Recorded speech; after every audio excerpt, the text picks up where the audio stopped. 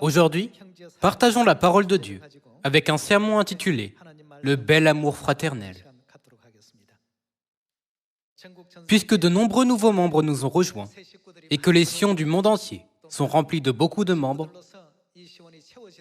je pense qu'il est temps pour nous d'avoir un bel amour fraternel par-dessus tout.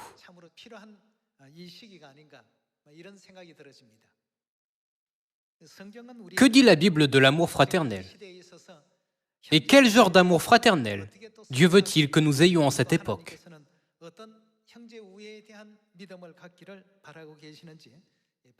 Ouvrons 1 Pierre et apprenons la volonté de Dieu à ce propos. 1 Pierre, chapitre 1, verset 22.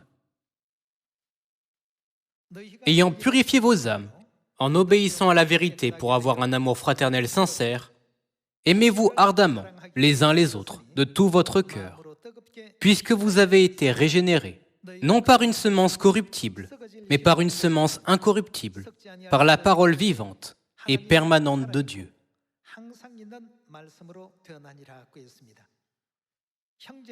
La Bible nous enseigne à nous aimer ardemment les uns les autres de tout notre cœur et à être prévenants les uns envers les autres. Des gens de 175 pays viennent à Sion.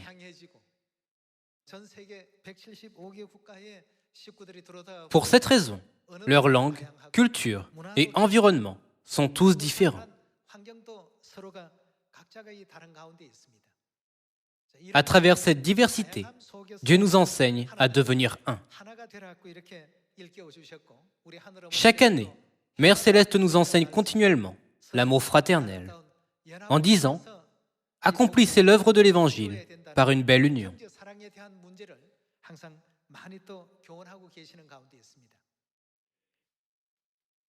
Sans une belle union, harmonie et prévenance entre frères et sœurs, nous ne pouvons jamais pleinement accomplir l'Évangile. En nous en souvenant, passons à Jean, chapitre 13. Jean, chapitre 13, verset 34. « Je vous donne un commandement nouveau. Aimez-vous les uns les autres, comme je vous ai aimé. Vous aussi, aimez-vous les uns les autres. À ceci, tous connaîtront que vous êtes mes disciples, si vous avez de l'amour les uns pour les autres. » Dans les 66 livres de la Bible, Dieu a mentionné que l'amour est la question la plus fondamentale. Dieu est venu sur cette terre et a été crucifié à cause de nos péchés. Il a porté tous les péchés du monde.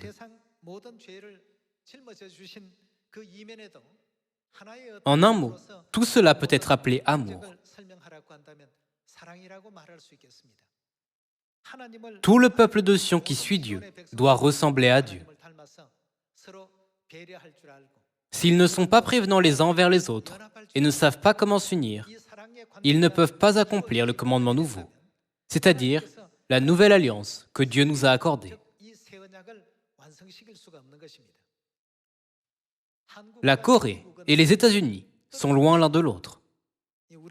La Corée appartient à l'Extrême-Orient et les États-Unis sont le pays situé le plus à l'ouest. Si vous quittez la Corée et allez aux États-Unis, vous ne remarquerez peut-être pas de différence au début. Cependant, une fois que vous commencerez à y mener votre vie quotidienne, votre perception initiale changera. C'est très différent ici à bien des égards. Même la façon dont les gens pensent est très différente. Dans les livres coréens, où apparaît le point essentiel? Généralement, à la fin. Dans la langue coréenne, nous devons attendre d'entendre la fin de la phrase. Dans la langue anglaise, cependant, nous pouvons connaître le point essentiel depuis le début. Alors, il vous suffit de prêter attention au début.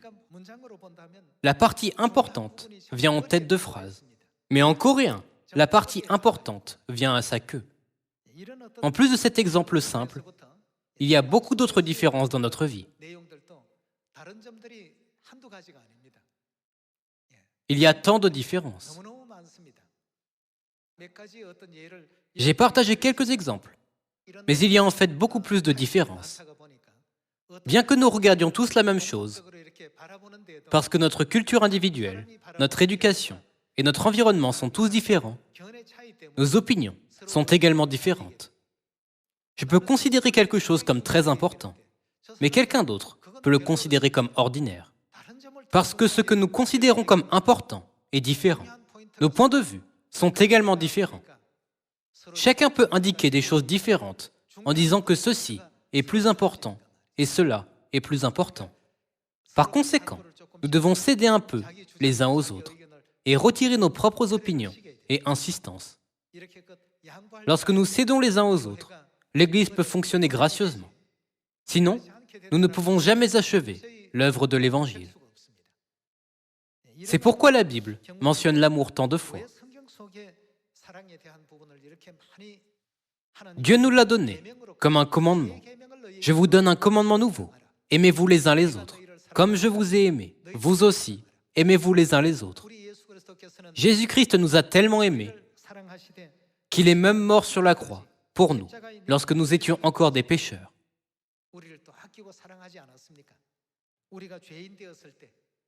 Si le Christ devait se sacrifier pour nous, parce que nous sommes des gens justes et bons, nous pourrions peut-être trouver un autre cas semblable dans ce monde. Mais lorsque nous étions des pécheurs extrêmement méprisables, Dieu est venu sur cette terre pour nous sauver. Lorsque nous penserons tous à ce noble amour de Dieu, tous les membres de la famille de Sion pourront s'unir en harmonie comme un seul.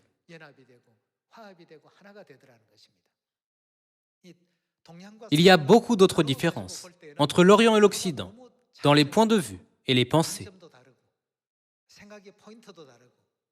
Même si je considère ce point comme important, ce n'est pas le cas pour eux. Ils considèrent plutôt autre chose comme plus important. Dieu nous a commandé de nous aimer afin que les membres vivant dans différents pays du monde, avec des cultures diverses, puissent devenir un. Lorsque nous penserons tous à ce noble amour de Dieu, regardons Romains, chapitre 12, verset 9, et apprenons-en davantage sur l'amour fraternel. Que l'amour soit sans hypocrisie. Ayez le mal en horreur. Attachez-vous fortement au bien. Par amour fraternel, soyez pleins d'affection les uns pour les autres. Que devons-nous faire ensuite? Par honneur, usez de prévenance réciproque. Verset 11. Ayez du zèle et non de la paresse. Soyez fervents d'esprit. Servez le Seigneur. Réjouissez-vous en espérance. Soyez patients dans l'affliction. Persévérez dans la prière. Pourvoyez aux besoins des saints. Exercez l'hospitalité. Ce commandement est également donné par Dieu, tout comme celui trouvé dans Jean chapitre 13. Nous pouvons penser que les commandements de Dieu se limitent au sabbat et à la Pâque. Mais toutes les paroles de Dieu dans la Bible sont les commandements de Dieu.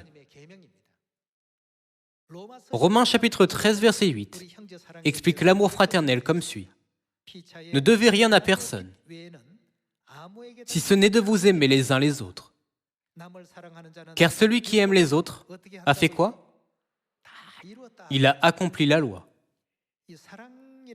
Dans un monde où nous nous comprenons correctement et comprenons l'amour fraternel, il n'y a pas d'ennemis. Verset 9.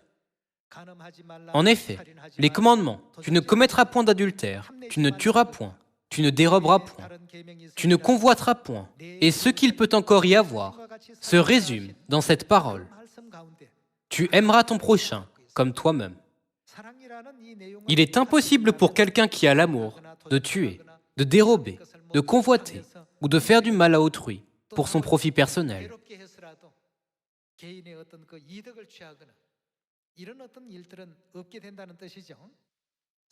L'amour comprend tous les commandements de Dieu. Voyons le verset 10. L'amour ne fait point de mal au prochain. L'amour est donc quoi? L'accomplissement de la loi. Pour accomplir la loi que Dieu a donnée à l'humanité, l'élément le plus nécessaire est l'amour. L'Église qui a beaucoup d'amour peut accomplir l'œuvre de l'Évangile sans difficulté. Elle est remplie de chaleur parce que Dieu est toujours avec cette Église. Les membres sont dévoués en sachant se sacrifier les uns pour les autres. Ils sont patients, même dans des situations inconfortables. Cependant, là où il n'y a pas d'amour, les gens parlent de leurs propres problèmes, souffrances et difficultés. Dans un tel endroit, ils ne considèrent pas combien l'autre personne a dû avoir un moment difficile, combien c'est douloureux pour lui. Donc aujourd'hui, Dieu dit à tous les enfants de Sion par la Bible, l'amour ne fait point de mal au prochain. L'amour ne nuit point au prochain. L'amour est donc l'accomplissement de la loi. Aujourd'hui, nous sommes maintenant avec les membres de notre famille spirituelle. Lorsque vous rencontrerez les membres de votre famille physique plus tard, partagez beaucoup d'amour avec eux. Surtout dans l'Église, tous les membres de la famille de Sion doivent sûrement s'aimer les uns les autres et mettre ces enseignements en pratique. Voyons l'enseignement de Dieu dans 1 Corinthiens, chapitre 13, verset 1. Quand je parlerai les langues des hommes et des anges, si je n'ai pas, quoi? Si je n'ai pas l'amour, je suis un airain qui résonne ou une cymbale qui retentit. Bien que je dise quelque chose, tout cela n'aura aucun sens. La Bible dit, quand je parlerai les langues des hommes et des anges, si je n'ai pas l'amour, je suis un airain qui résonne ou une cymbale qui retentit. À moins que nous n'ayons l'amour dans nos paroles, elles n'ont aucun sens. Verset 2. Et quand j'aurai le don de prophétie, la science de tous les mystères et toute la connaissance, quand j'aurai même toute la foi, jusqu'à transporter des montagnes, si je n'ai pas, quoi? Si je n'ai pas l'amour, je ne suis rien. Et quand je distribuerai tous mes biens pour la nourriture des pauvres, quand je livrerai même mon corps pour être brûlé, si je n'ai pas, quoi? Si je n'ai pas l'amour, cela ne me sert à rien. L'amour est patient, il est plein de bonté. L'amour n'est point envieux, l'amour ne se vante point, il ne s'enfle point d'orgueil, il ne fait rien de malhonnête, il ne cherche point son intérêt, il ne s'irrite point, il ne soupçonne point le mal. Il ne se réjouit point de l'injustice, mais il se réjouit de la vérité. Il excuse tout, il croit tout, il espère tout, il supporte tout. Dieu a énuméré toutes ces vertus afin que le peuple céleste puisse mettre l'amour en pratique. Tous ces enseignements contiennent la volonté de Dieu, qui est « Aimez-vous les uns les autres et unissez-vous les uns avec les autres ». Regardons Galates, chapitre 5, verset 13. Frères, vous avez été appelés à la liberté. Seulement, ne faites pas de cette liberté un prétexte de vivre selon la chair, mais rendez-vous, par amour, serviteurs les uns des autres. L'amour que Dieu nous a enseigné ne sert pas à régner sur les autres, mais à nous abaisser, à nous unir et à être prévenants les uns envers les autres. Comme il a dit, rendez-vous, par amour, serviteurs les uns des autres. Car toute la loi est accomplie dans une seule parole, celle-ci, tu aimeras ton prochain comme toi-même. Mais si vous vous mordez et vous dévorez les uns les autres, prenez garde que vous ne soyez détruits les uns par les autres.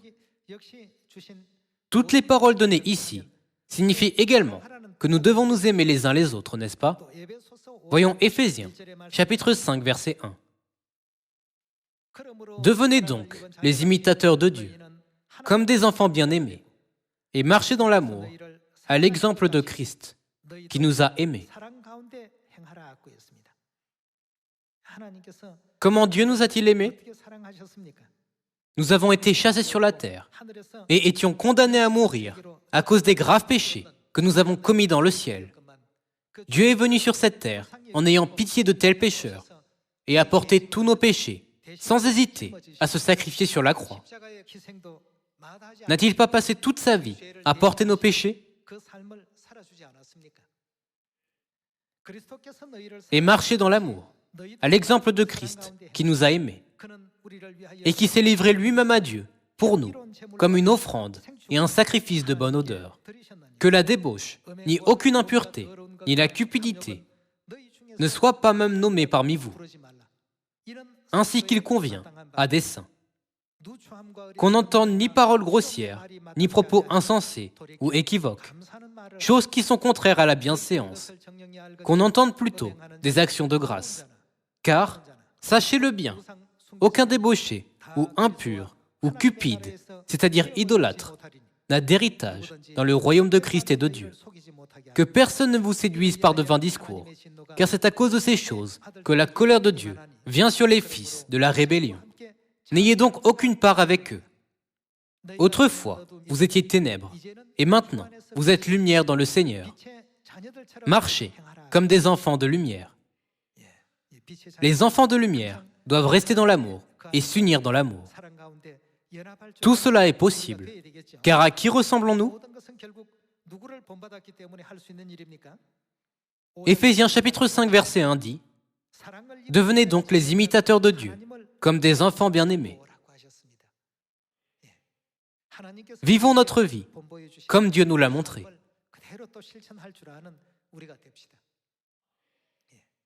Notre caractère, notre nature et le mode de vie auquel nous sommes habitués proviennent de ce que nous avons appris dans ce monde. En vivant ainsi, nous avons appris les manières opposées aux enseignements de Dieu. À partir de maintenant, qui que nous rencontrions, ayons pitié de tous les gens du monde et aimons nos frères et sœurs.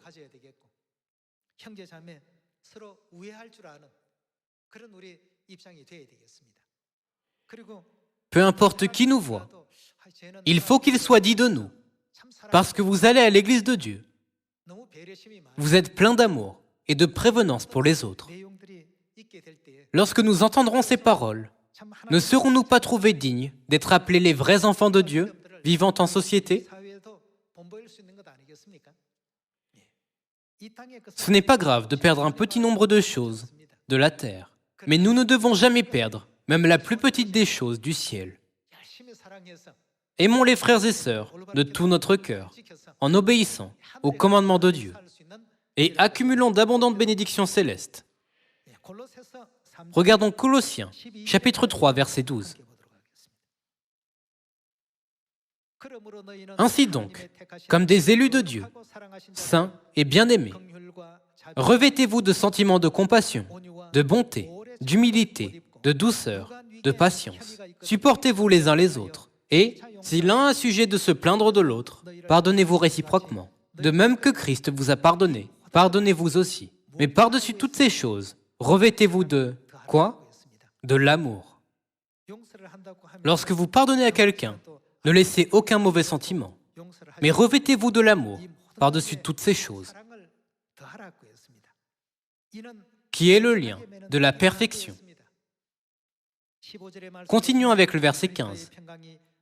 Et que la paix de Christ, à laquelle vous avez été appelés pour former un seul corps, règne dans vos cœurs, et soyez reconnaissants. Que la parole de Christ demeure en vous, dans toute sa richesse. Instruisez-vous et exhortez-vous les uns les autres en toute sagesse, par des psaumes, par des hymnes, par des cantiques spirituels, chantant à Dieu dans vos cœurs, en vertu de la grâce.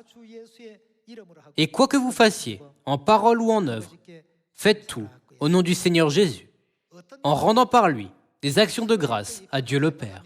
Peu importe la situation, pensons à la position de l'autre personne. Encourageons-nous, pardonnons-nous, unissons-nous et soyons reconnaissants. Dieu nous enseigne tout cela à travers de nombreuses paroles de la Bible. Chacun des enfants de Dieu doit pleinement obéir à tous ses commandements. Vivre ce genre de vie est la devise de la famille céleste. Pour toutes les situations déraisonnables et tous les désavantages auxquels vous êtes confrontés en observant les commandements de Dieu, vous serez récompensés 1000 ou 10 000 fois.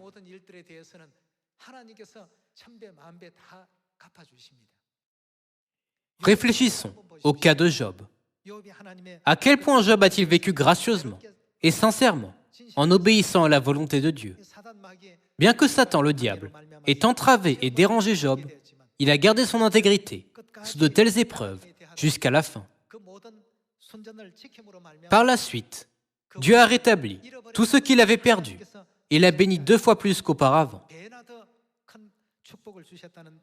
Nous pouvons apprendre tout cela du livre de Job. Si nous vivons de cette manière, nous serons appelés idiots.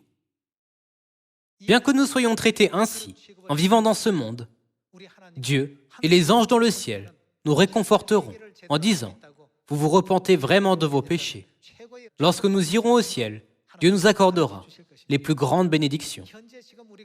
Même si nous n'atteignons pas encore le niveau que Dieu attend, nous devons continuer à faire de plus en plus d'efforts. Parce que ses paroles et ses commandements viennent de Dieu. Ne devrions-nous pas y obéir? J'espère que nous pourrons tous devenir le sel et la lumière du monde, afin que nous puissions purifier ce monde en tant qu'enfants célestes. Regardons 1 Jean, chapitre 2, verset 8.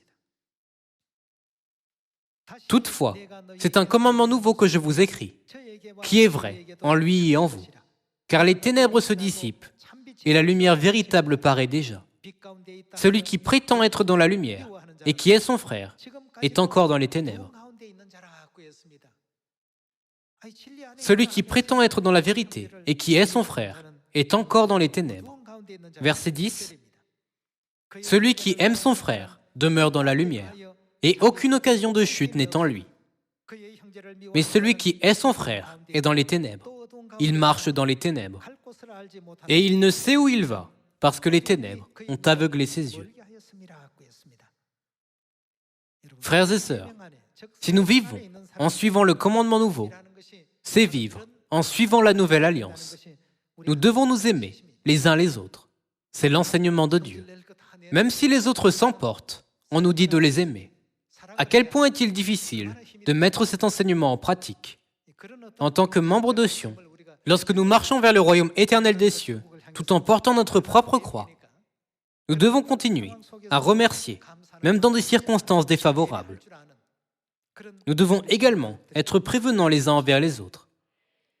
Les gens du monde nous complimentent pour notre mode de vie. Les enseignements et les doctrines de l'Église de Dieu sont différents de ceux du monde.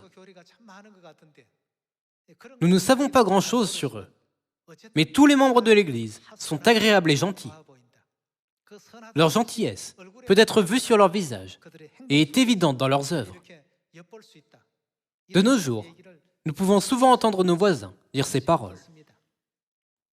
Non seulement cela est vrai ici, mais aussi dans tous les pays. Peu importe dans quelle région du monde notre Église de Dieu est établie, cet endroit brille de 1000 feux. Nous devons mettre les enseignements de Dieu en pratique petit à petit. Une fois aujourd'hui, 2 fois demain, et 3 fois le surlendemain. Tous les enfants de Sion doivent se transformer en enfants de lumière jour après jour. Dieu nous a tellement aimés qu'il est venu sur la terre en laissant son trône au ciel. Il a porté tous nos péchés en supportant la souffrance de la croix à notre place. Puisque Dieu a démontré son amour pour nous de cette manière, tous les enfants de Sion doivent suivre ses exemples. Comme je vous l'ai déjà dit, un supérieur ayant un tempérament colérique a invité notre frère à boire un verre lors d'un repas d'entreprise. Mais notre frère l'a poliment rejeté en disant « Je vais à l'église, je ne bois pas d'alcool ». Lorsque son offre n'a pas été acceptée, le supérieur a frappé notre frère. Combien c'est injuste et inapproprié. Ce n'est pas parce qu'il a fait quelque chose de mal. Il ne pouvait plus y rester. Il est rentré chez lui et a bien réfléchi. Devrais-je continuer à travailler dans cette entreprise? Il voulait désespérément donner sa démission tout de suite. En revanche, en considérant que les enseignements de Dieu existent, il a beaucoup réfléchi, encore et encore. Lorsque Jésus a injustement éprouvé la souffrance de la crucifixion, combien était-ce plus injuste et douloureux pour lui? En tant que chrétien, est-il juste d'avoir cette attitude, simplement parce que j'ai été frappé une fois? En pensant ainsi, après être resté à la maison pendant quelques jours, il en est arrivé à une conclusion. Pendant ce temps, L'entreprise a réuni un conseil de discipline pour s'occuper du cas de son supérieur, qui était sur le point de perdre son emploi, parce qu'il avait été violent avec l'un de ses subalternes. En ayant découvert cela, notre frère est allé au travail et a pris l'initiative de sauver son supérieur. Je suis son subalterne et je ne lui ai pas obéi en rejetant son offre. Donc, s'il y avait une faute, c'est moi qui ai fait le mal, pas lui. Notre frère a rencontré tous les membres du conseil de discipline et leur a demandé « Ne le renvoyez pas, s'il vous plaît. Ce serait une grande perte pour notre entreprise. Il est très compétent. » Finalement, le supérieur a été pardonné par le conseil de discipline et a pu continuer à travailler là-bas. Le supérieur s'est dit « Est-ce que ce genre de personne existe vraiment dans le monde ? Il serait naturel qu'il exprime sa colère et porte plainte contre moi parce que je l'ai frappé. Au lieu de cela, il a fait beaucoup d'efforts pour m'empêcher d'être renvoyé. Si j'avais été lui, aurais-je pu faire ainsi ? Il a essayé de comprendre comment il était possible que son subalterne fasse une telle chose. En fin de compte, il a appris que c'était parce que le subalterne suivait les enseignements de Dieu. Bien que le supérieur ne soit pas allé à l'église auparavant, il en est finalement venu à connaître Dieu grâce à son subalterne. Il a avoué plus tard comment il a commencé à croire en Dieu. De nos jours, il y a beaucoup de gens qui ne peuvent pas supporter qu'ils soient confrontés à des situations, même légèrement injustes, que ce soit dans l'Église ou dans la société.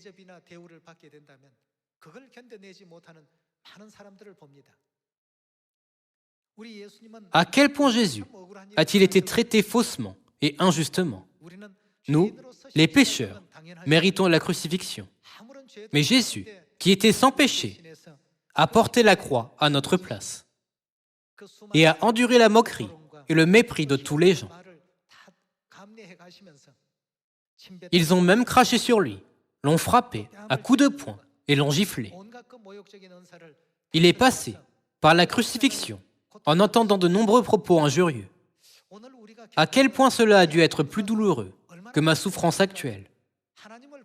En pensant à Dieu, il est revenu à la raison. Au début, notre frère n'a pensé qu'au comportement déraisonnable de son supérieur et l'a considéré comme intolérable. Mais lorsqu'il a pensé à Jésus, il s'est dit « Un simple coup n'est rien. Jésus n'est-il pas passé par de pires souffrances, bien qu'il soit sans péché ? Qu'en est-il du supérieur ? N'a-t-il pas de conscience ?» Il savait très bien à quel point il avait agi injustement. Grâce à la prévenance, la patience et l'amour de son subalterne, il en est venu à penser « L'église où il va doit être une église méritant que j'y aille. » C'est ainsi qu'un fruit a été porté. Aujourd'hui, il y a encore beaucoup d'âmes qui ne connaissent pas l'amour du Christ.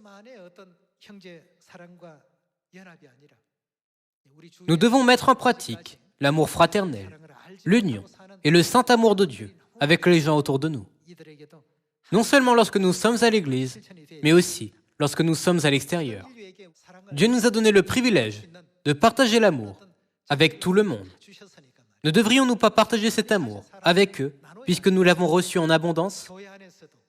Peu importe la situation dans laquelle nous sommes, que ce soit à l'église ou à la maison, nous devons partager l'amour du Christ avec tous les gens du monde.